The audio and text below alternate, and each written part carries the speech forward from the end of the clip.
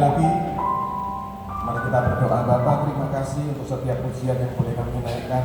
Sebentar kami ingin belajar kebenaran firman-Mu, urapi hamba-Mu, urapi setiap kami Tuhan, agar firman itu menjadi benih yang bertumbuh, berbuah, menjadi berkat buat sekitar kami. Hanya di dalam nama Yesus Kristus Tuhan, semua setiap mendengar firman Tuhan katakan amin.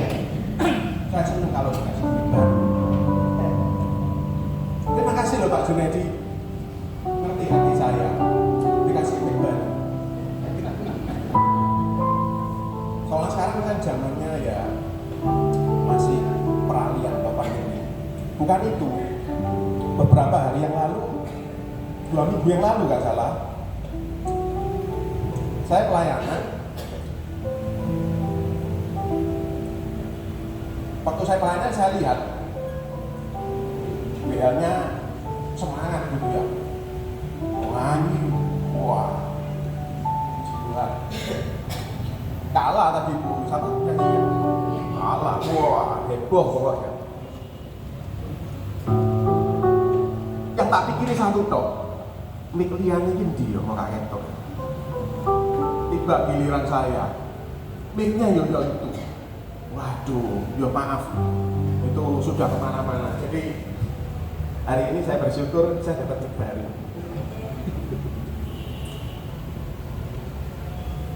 Puji Tuhan, ini persekutuannya baru ya. Baru hari ini dimulai. Oh, sudah 2 kali. Oh, baru kali ini ya. Karena persekutuan itu biasanya ada makan-makannya. Oh, ada loh. Ada apa enggak ini? Loh, maaf loh. Saya cuma tanya loh ya, Pak. Oh iya. Ini diancam gak tak undang mana. Enggak, biasanya karena persekutuan itu kan ada makan-makannya. Tak ajak firman Tuhan yang isinya makan-makan tok. Setuju? Kira-kira firman Tuhan apa itu? Ketok cerdas ya Pak Gunawan. Oh, digini oleh ya, ketok. Nanti kita kasih Pak Gunawan pisang 1 biji. Kita buka di dalam Lukas 9 ayat yang ke-10 sampai ayat yang ke-17.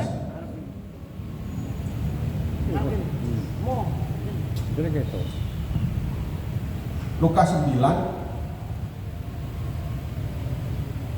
beberapa ini wajahnya ya itu aja. Semoga tidak bosan melihat saya, karena juga sering ketemu saya. Lukas 9 ayat 10 sampai 17. Saya akan bacakan supaya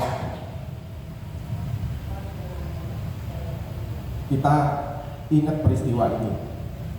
Peristiwa ini dicatat oleh 4 Injil, Matius, Markus, Lukas, Yohanes. Jadi ada sesuatu yang ingin Tuhan sampaikan di sini, karena kenapa satu peristiwa dicatat oleh 4 Injil. Yesus memberi makan 5.000 orang, ayat 10. Sekembalinya rasul-rasul itu menceritakan kepada Yesus apa yang telah mereka kerjakan. Lalu Yesus membawa mereka dan menyingkir ke sebuah kota yang bernama Betsaida, sehingga hanya mereka saja bersama dia. Akan tetapi orang banyak mengetahuinya, lalu mengikuti dia. Ia menerima mereka dan berkata-kata kepada mereka tentang kerajaan Allah, dan ia menyembuhkan orang-orang yang memerlukan penyembuhan. Pada waktu hari mulai malam, datanglah ke-12 muridnya kepadanya dan berkata, suruhlah orang banyak itu pergi, supaya mereka pergi ke desa-desa dan kampung-kampung sekitar ini untuk mencari tempat penginapan dan makanan. Karena di sini kita berada di tempat yang sunyi. Tetapi ia berkata kepada mereka, kamu harus memberi mereka makan. Mereka menjawab, yang ada pada kami tidak lebih daripada 5 roti dan 2 ikan. Kecuali kalau kami pergi membeli makanan untuk semua orang banyak ini. Sebab di situ ada kira-kira 5.000 orang laki-laki. Lalu ia berkata kepada murid-muridnya, suruhlah mereka duduk berkelompok-kelompok, kira-kira 50 orang sekelompok. Murid-murid melakukannya dan menyuruh semua orang banyak itu untuk duduk. Dan setelah ia mengambil 5 roti dan 2 ikan itu, ia menengadah ke langit, mengucap berkat, lalu memecah-mecahkan roti itu dan memberikan kepada murid-muridnya, supaya dibagi-bagikannya kepada orang banyak. 17, 2, 3. Dan mereka semuanya makan sampai kenyang. Kemudian dikumpulkan potongan-potongan roti yang sisa sebanyak 12 bakul.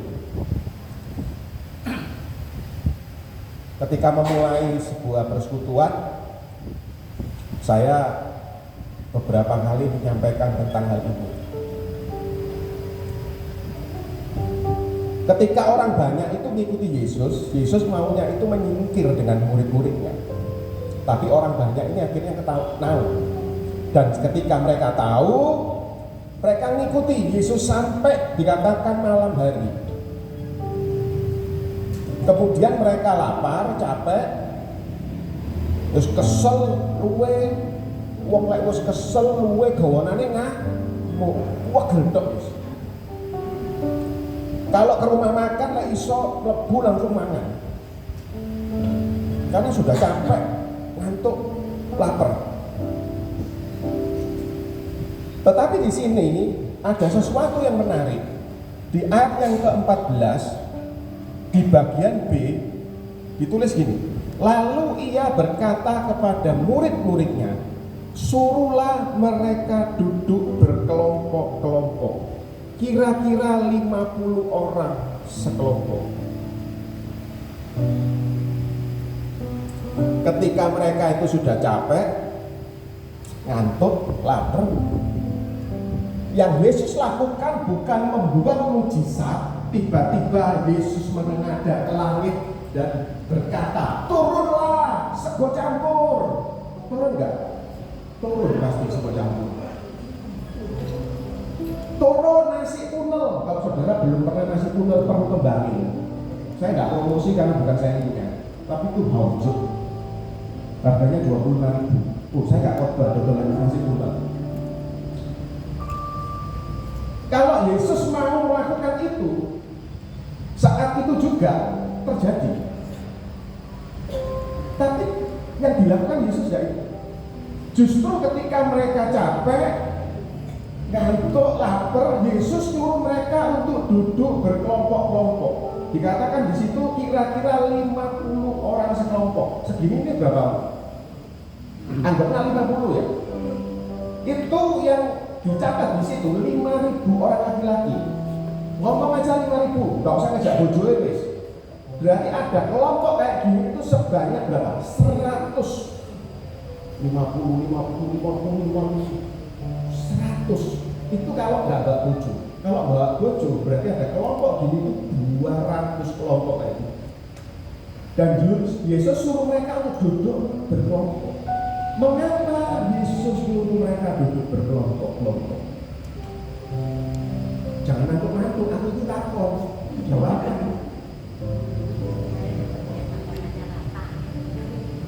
Terus dia agak suka terus lakunya, ya. Yang pertama, ketika mereka itu duduk berkelompok, mereka pasti saling mengenalkan diri satu dengan yang lainnya. Kok tekan di, kok belok Yesus? Aku tekan comboran man. Kok tekan di, cedek ini aku sama jajan. Mereka saling mengenalkan diri dan mereka pasti bertemu dengan teman-teman baru di situ. Seperti hari ini ada wajah-wajah baru saya bisa kenal, cuma tahu namanya, sekarang kita mau sama Pak John. Tapi hari itu ketika mereka duduk berkelompok, mereka itu jadi saling tahu, mengenalkan diri mereka. Dan bukan itu saja, ketika mereka ada di sana duduk berkelompok, mereka itu saling menceritakan tentang Tuhan. Kenapa? Kalau saudara lihat di ayat di atas dikatakan bahwa Yesus itu banyak mengerjakan mujizat penyembuhan. Dan saya percaya dari kelompok-kelompok itu ada orang yang berkata, iyo, aku tadi didoakan Yesus, kakiku untuk kaku, saya sembuh. Kamu kenapa? Yang saya berkata, iya, tanganku mau rodok keping, saya paras. dia sedang bercerita tentang apa? Tentang keajaiban yang Yesus kerjakan. Ketika mereka duduk berkelompok, Tuhan ingin agar mereka itu memiliki persekutuan. Katakan bersama saya, persekutuan. Yesus ingin mereka itu bersekutu.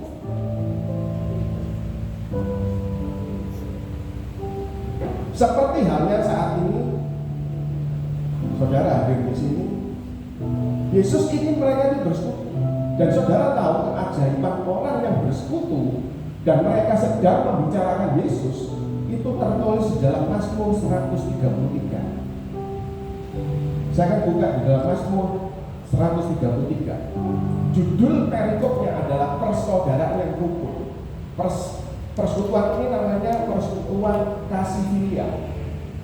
Kasih itu ada 4. Kasih agape itu kasih walaupun yang Yesus, kasih eros itu suami istri, ada kasih storge itu antara keluarga, hubungan keluarga. Nah, kasih filia ini adalah kasih persaudaraan, kasih persahabatan, kasih antar sesama, itu kasih filia. Dan di Mazmur 133 dikatakan persaudaraan yang rukun. Ditulis seperti ini di yang pertama, nyanyian siara Daud, sungguh alangkah baiknya dan indahnya apabila saudara-saudara diam bersama dengan rukun. Yesus ingin yang pertama-tama bukan memenuhi kebutuhan mereka akan makanan.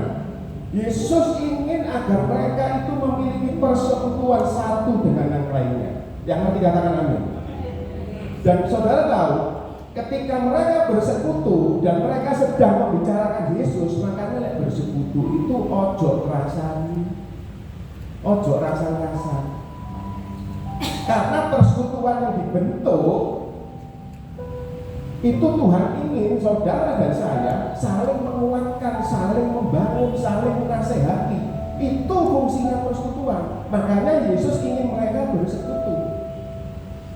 Dan kalau saudara lihat di dalam Mazmur 133 di bagian 3b, di sana ditulis, sebab kesanalah Tuhan memerintahkan berkat kehidupan untuk selama-lamanya. Kemana Tuhan memerintahkan berkat? Dikatakan kesanalah Tuhan memerintahkan berkat. Berkat itu diperintahkan Tuhan. Kemana? Kesana. Kemana itu? Kepada kerukunan. Makanya ini judulnya persekutuannya kasih filia, kasih persaudaraan, persekutuan. Supaya apa? Setiap saudara, ketika saudara rukun, itu Tuhan memerintahkan berkat. Dan saudara tahu, setelah Yesus mendoakan 5 roti 2 ikan, itu terjadi keajaiban. Saya percaya Yesus tidak menggunakan powernya, kuasanya untuk itu. Tapi yang Yesus pakai adalah kekuatan persekutuan anak-anak Tuhan saat itu. Makanya ketika saudara bersekutu, sekali lagi jangan jadi troublemaker, pembuat masalah. Karena seringkali persekutuan saya ini sudah Yesus Mahero itu sudah mulai 2005. Berarti sekarang 17 tahun. Selalu ada troublemaker. Dan bukan cuma, saya katakan bukan cuma di persekutuan Yesus Mahero. Kalau gereja itu kan juga persekutuan. Selalu ada troublemaker, selalu ada pembuat masalah. Jangan itu, kita kembali kepada kisah Yesus bersama 12 muridnya. Sebelum mereka melakukan perjamuan kudus yang pertama kali, sebelum mereka melakukan perjamuan kudus, Yesus tahu bahwa Yudas itu akan mengkhianati dia. Yesus berkata, ada di sini yang akan menyerahkan aku. Siapa Tuhan? Itu orang yang bersama-sama mencelupkan roti ke mangkok bersama dengan aku. Lalu Yesus tidak membahas itu lagi. Tetap perjamuan kudus itu dilakukan. Mereka memecah roti, menuang anggur, dan terjadilah perjamuan kudus yang pertama kali. Kalau saudara di dalam persekutuan, duta persekutuan ini baru dibentuk. Saya harap jangan ada yang jadi troublemaker, pembuat masalah. Tapi kalaupun ada, kalau diizinkan, Tuhan Yesus saja ada si pembuat masalah. Yesus tidak terpengaruh dengan Yudas. Yesus tidak terpengaruh oleh si pembuat masalah. Yesus tetap melakukan persekutuan pada saat ini. Hari ini jangan pernah gara-gara satu atau beberapa orang yang membuat masalah membuat engkau mundur dari persekutuan. Amin. Tetaplah bersekutu, karena ketika saudara dan saya punya persekutuan yang kuat di dalam Tuhan, Tuhan katakan Tuhan akan memerintahkan berkat ke sana. Kemana? Bukan kepada persekutuan kasih Filea, tapi kepada orang-orang di dalam persekutuan kasih Filea. Yang mengerti katakan amin. Berikan tepuk tangan dulu. Bukan kepada persekutuannya, tapi kepada tiap-tiap individu di dalam persekutuan ini. Tuhan akan memberikan berkat. Saya berapa lama sih? Oh santai. Tengah malam ya. Itu yang pertama. Yang kedua, kenapa Yesus nyuruh mereka itu untuk duduk berkelompok? Yang kedua, supaya tertib. Wis gampang. Tertib. Coba saudara bayangkan, bagi panganan wong sak ini ae kadang geger. Yelang-yelang kesusu ora wedi gak oleh keduman. Lek dibagi kotaan sih agak teratur. Tapi kalau sudah dibuat jumuk dhewe, aduh, gue ger. Kalau saya santai, kalau saya pakai bahasa lama dulu. Jadi gini, biasanya sing belakangan itu oleh paling akeh. Lek kadhi tekno kancane. Saudara bayangkan ya, kalau saat itu tidak ditata 50-50, kira-kira saudara bayangkan 10.000 orang, jadi 5.000 laki-laki dan istri, anaknya nggak tahu itu loh, 10.000 orang. Dan kemudian Tuhan jadi ada berkat makanan di situ. Kira-kira apa yang terjadi? Wah, ide-idean Tuhan.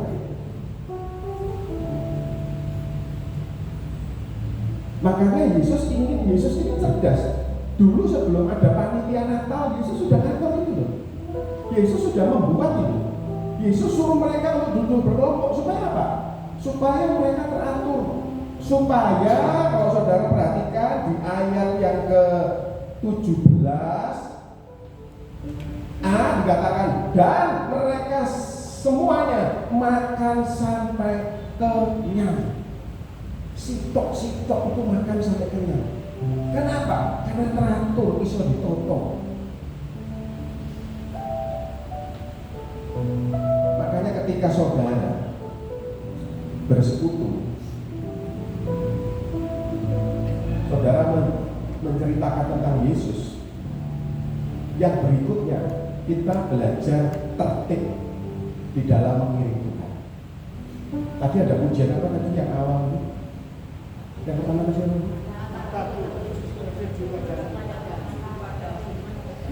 Mataku sudah menuju padamu. Sekedar apa? Terus apa? Terus apa? Bimbing aku masuk dalam rencanamu. Ketika saudara punya persekutuan, saudara bersekutu dengan anak-anak Tuhan, selanjutnya saudara belajar itu tertib seperti maunya Tuhan, supaya Tuhan membimbing kita kepada jalan yang Tuhan tentukan.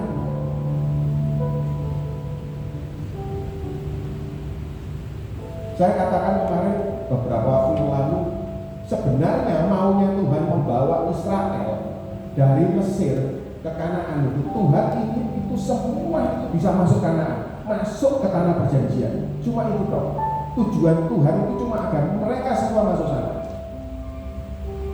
Tapi yang membuat mereka tidak masuk ke sana adalah pemberontakan mereka. Sebenarnya maunya Tuhan itu.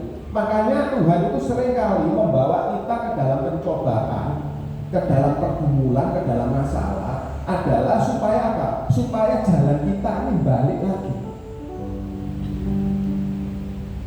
Dan sebenarnya itu bukan untuk kepentingannya Tuhan. Saya kemarin ngomong, kalau hanya untuk bersorak, untuk memuji Tuhan, firman Tuhan berkata, Tuhan itu bisa pakai batu untuk bersorak bagi dia. Tuhan bisa pakai batu, nggak perlu saudara percaya. Tapi Tuhan ingin ketika engkau mengiring dia, karaktermu itu dibentuk. Makanya saat itu Israel seharusnya, kemarin saya bilang, jarak tempuhnya itu cuma 900 kilo, mereka harus 40 tahun muter-muter di padang gurun. Karena tujuan Tuhan sebenarnya bukan untuk kepentingan Tuhan, tapi untuk kepentingan mereka. Dan hari ini ketika engkau hidup tertib, sebenarnya juga bukan untuk kepentingan Tuhan. Ketika engkau hidup tertib, ketika engkau hidup mengikuti jalannya Tuhan, sebenarnya itu akan membawa saudara dan saya kepada tanah perjanjian. Itu aja. Tuhan gak perlu kita kok. Kalau soal memuji menyembah Tuhan, ada banyak penyembah di sana. Malaikat-malaikat lebih jauh. Kalau sekales, saudara nyanyi paling nanti sekales. Beliau kabeh. Ya kan? Loh, enggak kalau dibandingkan malaikat ya. Malaikat di sana luar biasa. Makanya ketika saudara dan saya diizinkan Tuhan masuk di dalam pergumulan, bukan Tuhan itu jahat kepada kita. Justru Tuhan ingin mengembalikan kita supaya hidup kita itu jadi tertib. Dan ketika hidup kita tertib, saudara akan makan sampai kenyang. Berikan tepuk tangan untuk semua itu akan terpenuhi, engkau akan kenyang ketika tertib. Kalau hari itu mereka tidak tertib, mereka lupa, waduh, semua ambil roti, ambil. Pasti peristiwanya nggak tidak seperti itu. Tapi selanjutnya saudara perhatikan 17 ini. Kemudian dikumpulkan potongan-potongan roti yang sisa sebanyak 12 bakul. Saya mau tanya, kisah itu selalu diakhiri di sana. Saudara lihat di Matius, Markus, Lukas, Yohanes, berhenti di situ. Sisa 12 bakul selesai. Saya mau tanya, 12 bakulnya mau dibawa kemana? Ayo tanya. Dibawa pulang. Itu lek persekutuan di sini balik. Lek persekutuan di sana loh. Lek sepuluh bontot, bawa kresek, bawa tas, saya sendiri banter pelaku.